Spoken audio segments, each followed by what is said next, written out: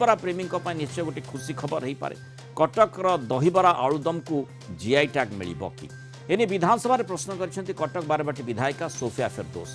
कटकर दहीबरा आलुदम बेस प्रसिद्ध, यार स्वाद क्या अजणा अचपा नुहे, तेणु कटकर दहीबरा आलुदम को जीआई टैग देवा पदक्षेप नेबाई से सरकार निकट में दाबी रखिंट। आ सरकार ए प्रसंग में नहीं पदक्षेप विधायिका संतोष व्यक्त कर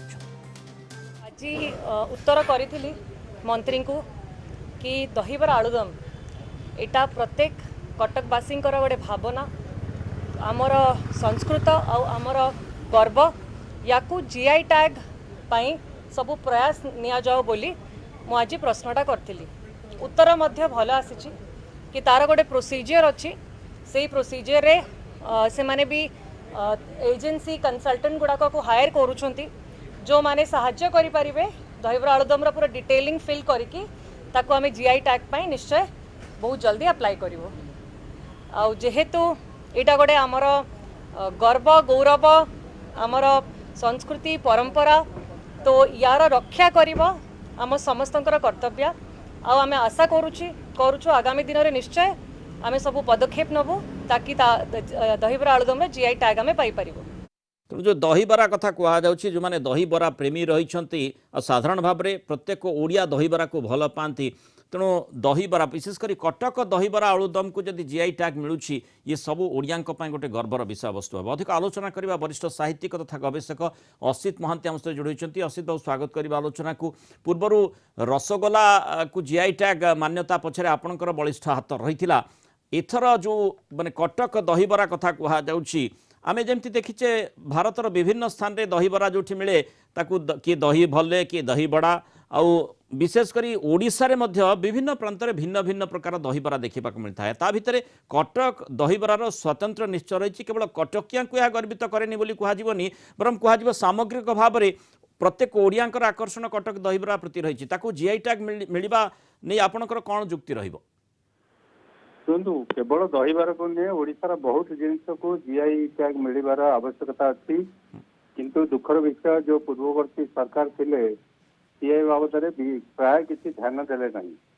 आपण मैंने समस्त जानते जो रसगोला जीआई उद्यम है से मुझे डॉक्यूमेंट 100 पृष्ठार देइथिली पूर्ववर्ती सरकार विज्ञान प्रजुक्ति विभाग को, किंतु वर्षे काल माने फाइल तले पड़े चापी हो गला मिललानी। जो रसगोला पाईगला बंगीय मानक रसगोला मान्यता पाईगला तापर जाई से बाबद सरकार उद्यम आरंभ कले। तेणु आप आशा कर दहीबरा को कटक दहीबरा को मिल जीआई टैग?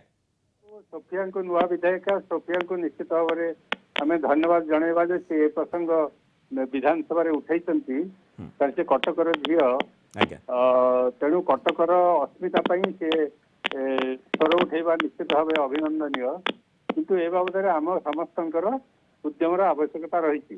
माने जीआई टैग जितेबाला मिले तार माने सेठी कौन कौन परखा जाए, कौन जो वैशिष्ट्य संपर्क में कौन आलोचना करा जाए? हूँ गोटे निर्दिष्ट स्थान उत्पादित सामग्री जहाँ जहाँ से उत्पादन रे बहुत लोकंकर माने से उत्पादन को आधार करी चलुथिबे एवं तार गुणात्मक मान निर्दिष्ट गुणात्मक मान आधार रे से जीआई मान्यता दिया जाए।